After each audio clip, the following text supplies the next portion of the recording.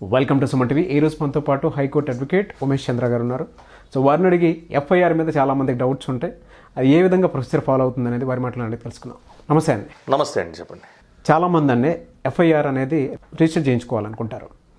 అటువంటి ప్రాసెస్లో ఏంటంటే తెలియకుండానే అక్కడ ఉన్నటువంటి సర్కమ్స్టాన్సెస్ వల్ల వీళ్ళకి అనుగుణంగా చేయరు. రెండోది, అందులో ఏంటంటే సెక్షన్స్ కొన్ని ఉంటాయి కదా, సెక్షన్స్ వీళ్ళకి అనుగుణంగా కూడా చేయరు. ఫస్ట్ రిజిస్టర్ చేయడానికే చాలామంది ఇబ్బంది పడిపోతూ ఉంటారు. అంటే అక్కడ ఉన్నటువంటి సర్కమ్స్టాన్సెస్కి మోటివేట్ అయ్యో తప్పుడు సెక్షన్లు చేస్తారు. అవును, తప్పుడు సెక్షన్స్ చేస్తారు.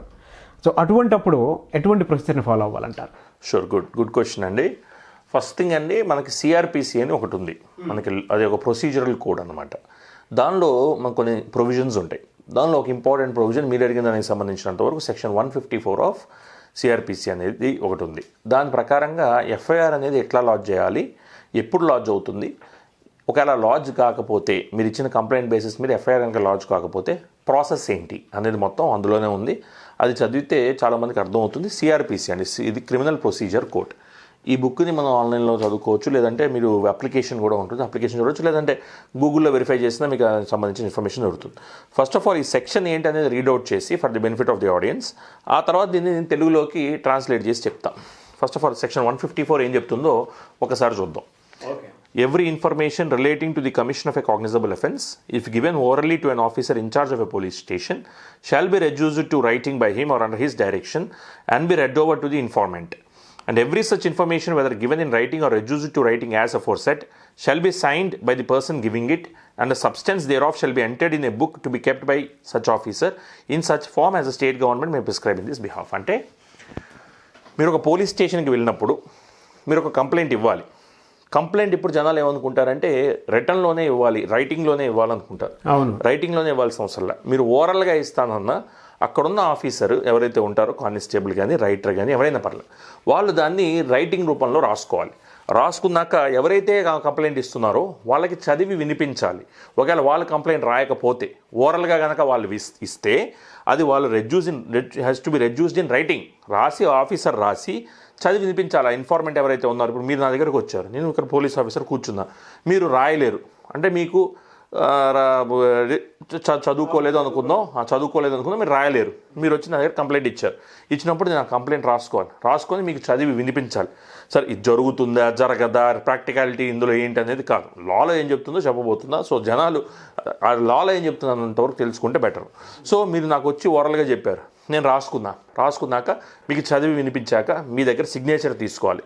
సిగ్నేచర్ తీసుకున్నాక ప్రొసీడ్ అవుతుంది. ఒక బుక్ ఉంటుంది మనకి, ఆ బుక్లో రాసుకోవాలి. మామూలుగా కేస్ డైరీ అంటాము మనం పోలీస్ స్టేషన్స్లో, వాటిలో రాసుకుంటారు. ఇట్లా సో అండ్ సో వ్యక్తి వచ్చారు, సో అండ్ సో టైంకి వచ్చాడు, సో అండ్ సో కంప్లైంట్ ఇచ్చాడు, దాని మీద మేము ఒక FIR లాడ్ చేసాము, so and so FIR number అనేది రాసుకుంటారు వాళ్ళు కేస్ డైరీలో. అది 154(1) చెబుతుంది. ఇది 154(1). 154(2) ఏం చెప్తుందో వినండి. జనాలకు చాలామందికి తెలియదు కాబట్టి this has to be told to them. A copy of the information as recorded under subsection 1 shall be given forth అంటే immediately of free of cost to the informant. అంటే మీరు ఏదైతే కంప్లైంట్ ఇచ్చారో ఆ కంప్లైంట్ ఒక కాపీ మీకు ఇవ్వాలి. Okay, acknowledgement. This is nothing but an acknowledgement.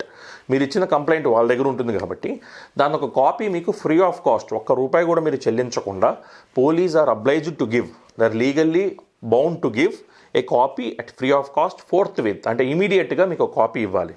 Next, for instance మీరు పోలీస్ స్టేషన్కి వెళ్ళారు, కంప్లైంట్ ఇచ్చారు, ఓరల్గా ఇచ్చారు లేదా రిటర్న్గా ఇచ్చారు. ఓరల్గా ఇస్తే వాళ్ళు రాసుకోవాలి, మీకు చదివి వినిపించాలి, మీ సిగ్నేచర్ తీసుకోవాలి, తర్వాత మీకు ఫ్రీ ఆఫ్ కాస్ట్లో ఒక ఇది ఇవ్వాలి, కాపీ ఇవ్వాలి.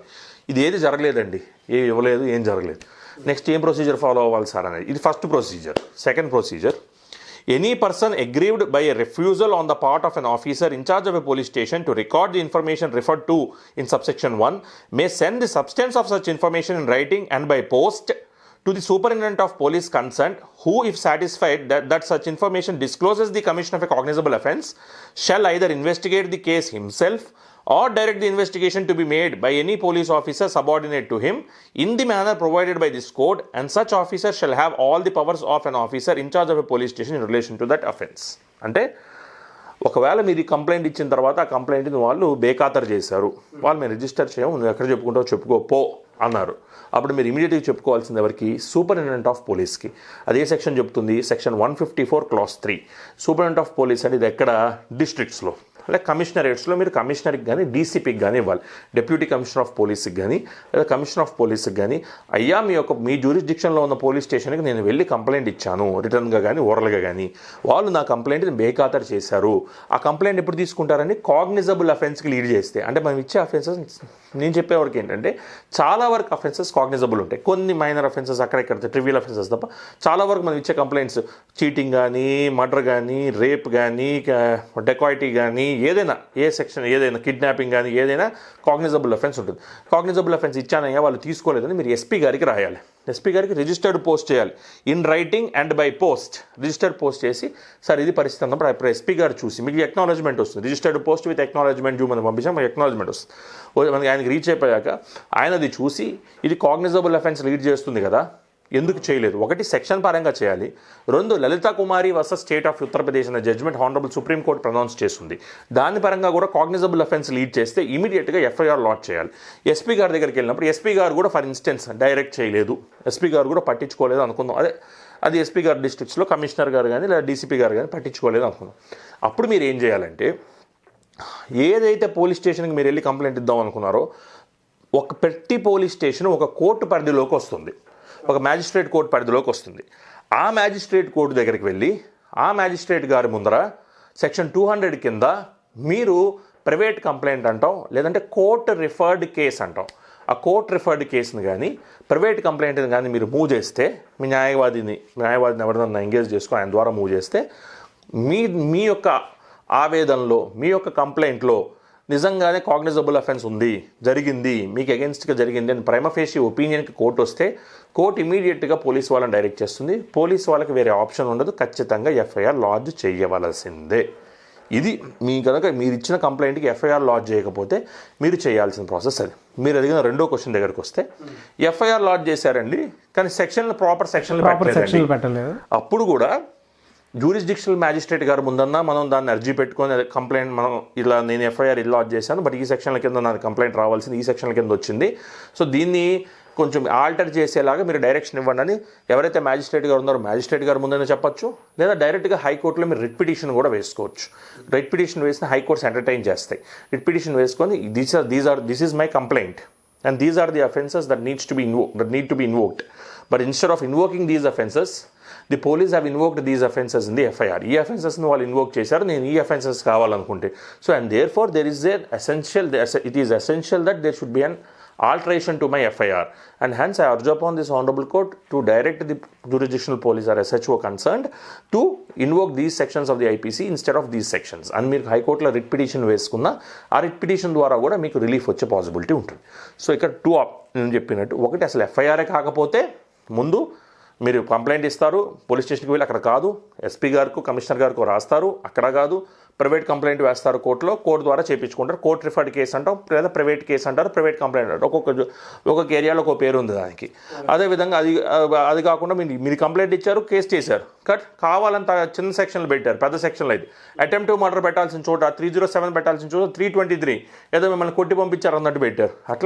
అట్లాంటి సిచ్యువేషన్స్లో ఆల్టరేషన్ కోసం FIR ఆల్టరేషన్ కోసం వేసుకోవాలి. అది మ్యాజిస్ట్రేట్ గారు ముందు, జ్యుడిషియల్ మ్యాజిస్ట్రేట్ గారు ముందు వేయచ్చు, హైకోర్టు కూడా చాలా సార్లు దాన్ని అలౌ చేస్తాయి పిటిషన్స్ని.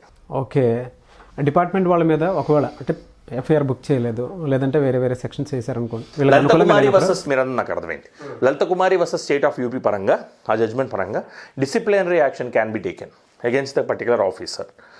అలాంటి సిచ్యువేషన్స్లో అండి ఖచ్చితంగా ఆఫీసర్ ఎవరైతే మనకి FIR లాడ్జ్ చేయలేదో, లేదా కాగ్నిజబుల్ అఫెన్స్కి లీడ్ చేస్తున్నా సరే FIRని పట్టించుకోలేదో, అలాంటి సిచ్యువేషన్స్లో కరెక్ట్గా ప్రాపర్ అథారిటీ ఎవరైతే ఉంటారో, అథారిటీ కన్సర్న్ ఆయనకన్నా సుపీరియర్ ఆఫీసర్ ఎవరైతే ఉంటారో ఆయనకి మీరు కంప్లైంట్ పెట్టుకోవచ్చు.